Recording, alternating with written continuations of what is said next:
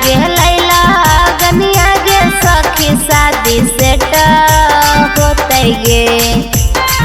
आगे हमरे लाई अरवा के हाडया तैका होते गे।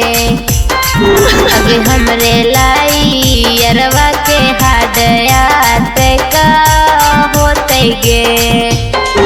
आगे रोते रोते जब ससुररिया नहीं भेट होते गे। आगे रोते रोते जब ससुररिया नहीं भेट होते गे।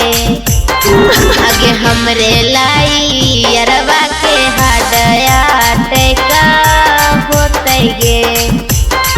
आगे हमरे लाई अरवा के हाडया तैका होते गे।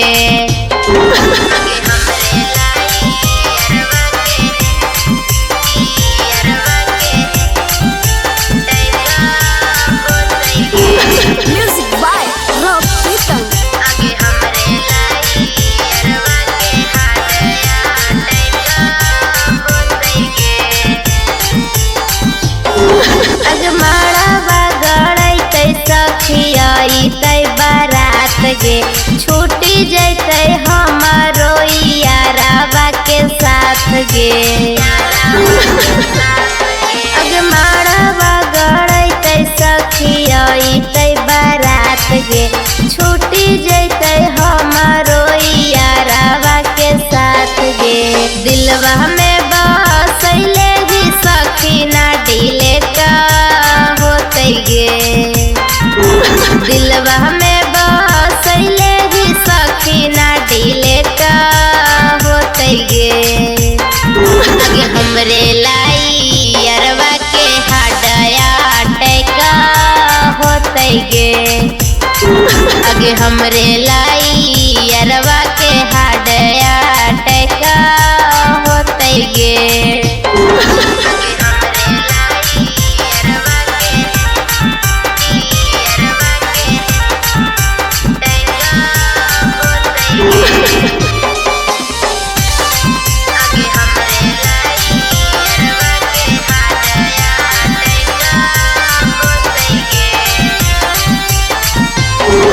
आगे लागत हरा दिया सखी फिट के रोते छतिया।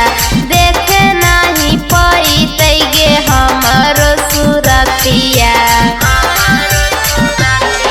आगे लागत हरा दिया सखी फिट के रोते छतिया।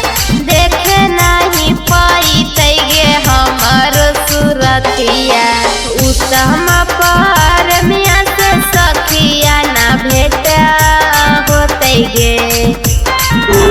उत्तम पर मिया से सखिया ना भेटा होते गे। आगे छोटिए लाई अरवा के हाडया तैका होते गे।